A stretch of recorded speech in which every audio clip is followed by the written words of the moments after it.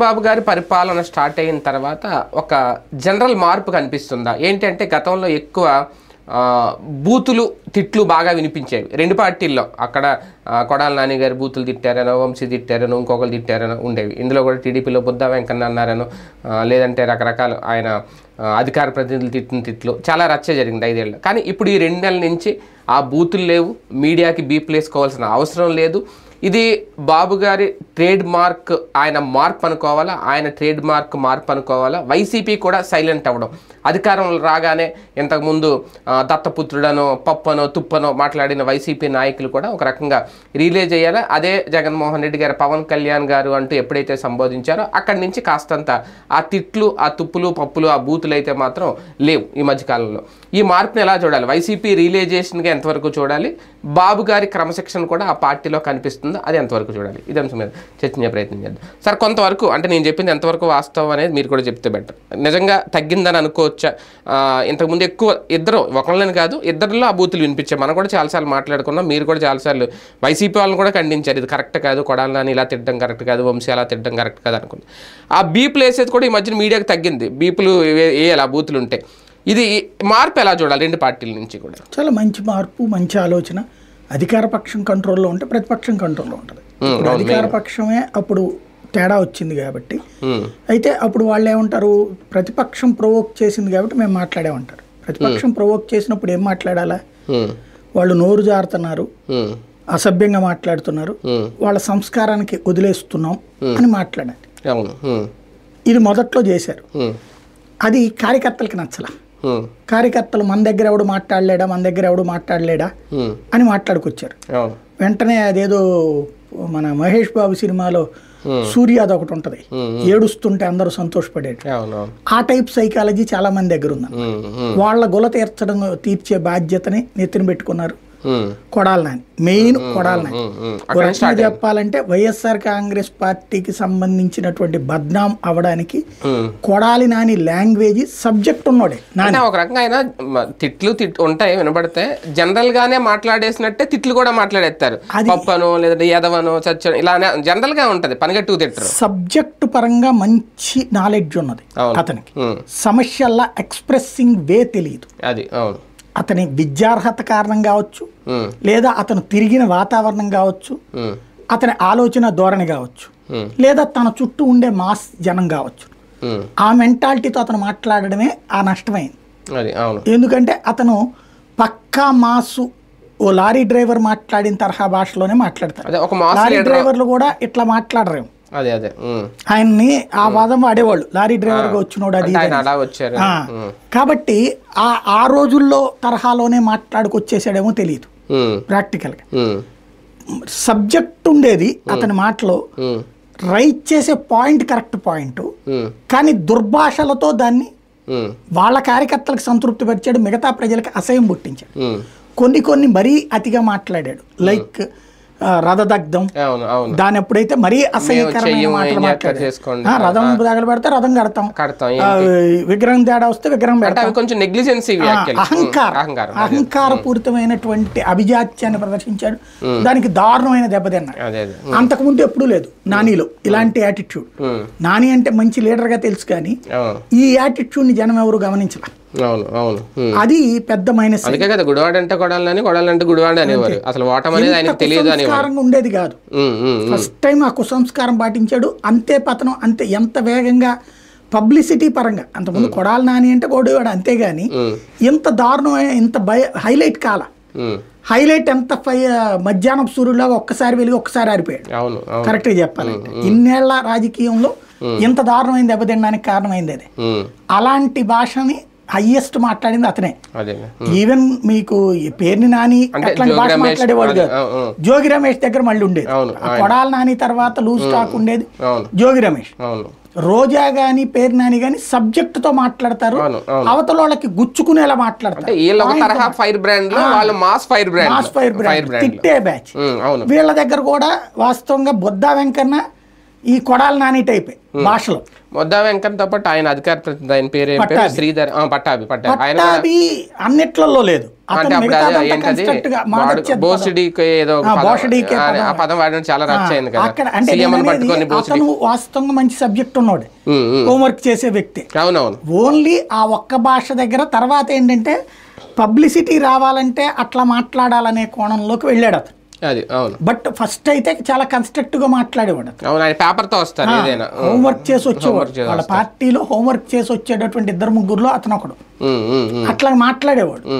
తర్వాత అతను 1-2 సబ్జెక్టులు అప్పుడు తప్పించి అతనేం లూజ్ టాక్ మాట్లాడాలి. లూజ్ టాక్ మాట్లాడేది ఎప్పుడు కూడా ఓ రకంగా చెప్పాలంటే మాస్ క్యారెక్టర్ గా ముద్ర వేయించుకోవాలనుకునేవాడు బుద్ధా వెంకన్న. వీళ్ళిద్దరిలో బుద్ధా వెంకన్న కొడాలి నాని ఒకటే యాటిట్యూడ్. ఎప్పటికైనా బుద్ధా వెంకన్న అట్లాంటి భాష మాట్లాడుతున్నాడు. కాకపోతే ఏంటంటే బుద్ధా వెంకన్నకి ఫోకస్ తగ్గించింది వాళ్ళ మీడియానే ఫోకస్ తగ్గింది. అంటే పార్టీ నవ్వులు పాలవుతుందనా? అంతే కదా. ఇంపార్టెంట్ అయిన టాపిక్ కూడా పెద్దగా ఇప్పుడు పవర్ లో లేనప్పుడు ప్రతిపక్షంలో అంతే. అధికారంలోకి వచ్చిన తర్వాత పెద్దగా అవసరం లేదు కదా, ఏదైనా పోస్ట్ పార్టీ ఇచ్చుకుంటే చూసుకుంటది. రోజు ప్రెస్ మీట్లు కవర్ చేయాల్సిన అవసరం ఏం లేదు. అందులో ఆయన సీట్ అడిగారట కదా, ఇవ్వలేదు కూడా. కాబట్టి ఇక అట్లా నడిచిపోతుంటది అంతే. కానీ వైసీపీలో రియలైజేషన్ ఎంతవరకు చూడొచ్చు? జగన్ నుంచే స్టార్ట్ అయ్యింది అది ఫస్ట్. ఎందుకంటే ఎక్కువ దత్తపుత్రుడు అనే పదం ఇప్పుడు అసలు ఎక్కడ వినిపించట్లేదు కదా. ఆయన స్టార్ట్ చేశారు, ఆయన పవన్ కళ్యాణ్ గారు అని సంబోధించడం దగ్గర నుంచి మొత్తం క్రమశిక్షణలోకి వచ్చిందా వైసీపీ అంతా? బేసిక్గా పవన్ కళ్యాణ్ విషయంలో ఇప్పుడు మాట్లాడడానికి ఏం లేదు. సీఎంనే టార్గెట్ చేస్తాడు ఆయన. ఇంతకుముందు ఏంటంటే ఇద్దరు కలిసి జట్టు కాబట్టి మాట్లాడుకొచ్చింది దత్తపుత్రుడు అనేది పాయింట్. రెండోది ఇప్పుడు మంత్రిగా ఇవ్వాల్సిన గౌరవం ఇచ్చేసినట్టు అయిపోయింది. ఇక కావాల్సిందల్లా నెక్స్ట్ ఫ్యూచర్ ఏం చేస్తారు. అప్పుడు ఆయన ఎక్కువ ప్యాకేజ్ స్టార్, మ్యారేజ్ స్టార్ ఇలా ఎలక్షన్స్ అప్పుడు జగన్ ని ఆయన అనలేదా?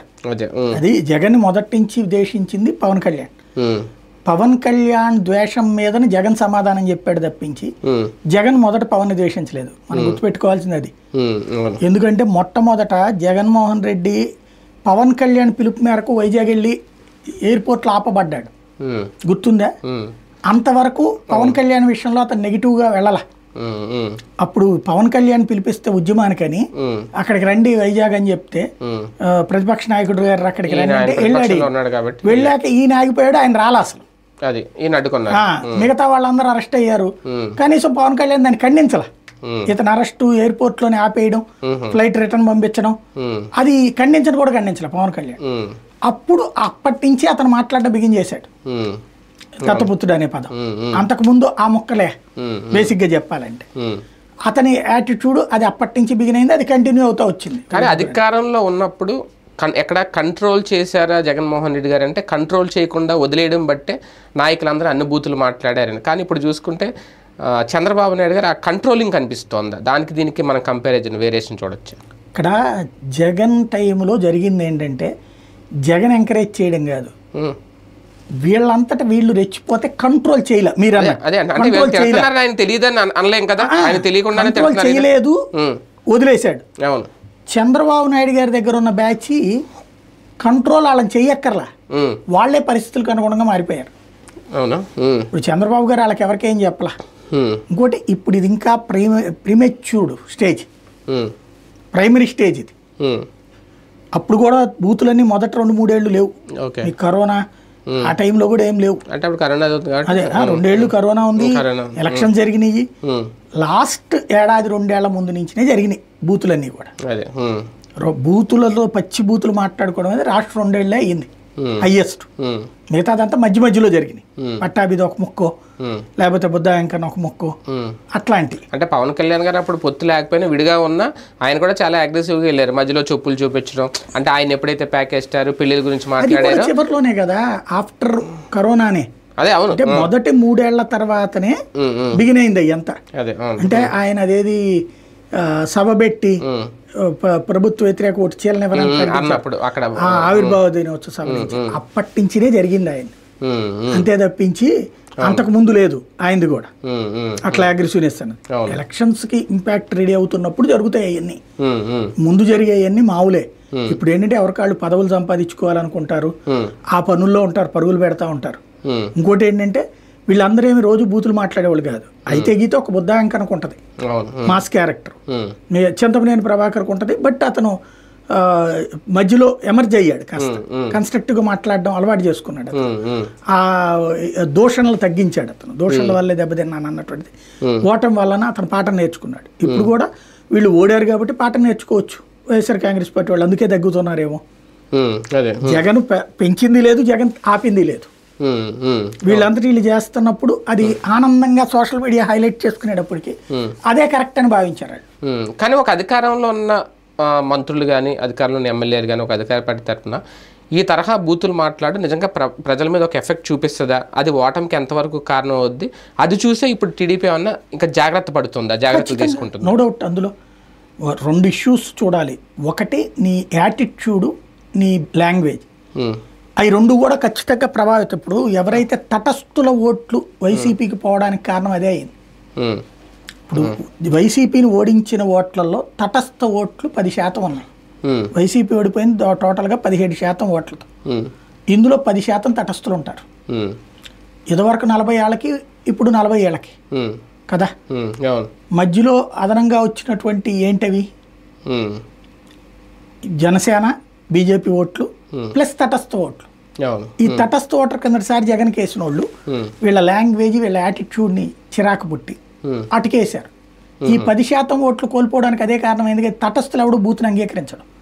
వాడు విద్యావంతుడై ఉంటాడు, రాజకీయ పార్టీలకు అతీతమైన వాడై ఉంటాడు, వాళ్ళు ఎవరు అంగీకరించరు. కానీ గ్రౌండ్ లెవెల్లో మాత్రం పథకాలు తీసుకునే వాళ్ళు మాకు నెలవారీ డబ్బులు వచ్చేస్తున్నాయి, మా పథకాలు మాకు ఇస్తున్నారు, పైన ఎన్ని తిట్టుకుంటే మాకేంటి, ఎన్ని బూతులు తిట్టుకుంటే అనే దాంట్లో కూడా ఉంటారేమో కదా. అందుకనే జగన్ గారు దాన్ని లైట్ తీసుకున్నారా, కంట్రోల్ చేయలేకపోయారా? ఇప్పుడు వాళ్ళు వేసారు ఓట్లు, వాళ్ళు ఇది పట్టించుకోరు, కానీ పట్టించుకునే వాళ్ళు కూడా ఉంటారు కదా. అంటే అది ఎంతమంది అంత ఓడిపోయి ఓటమి ప్రభావితం చేసి ఎంతగా ఉంటుంది అంటే చాలదా? ఇప్పుడు అదే కదా 10%.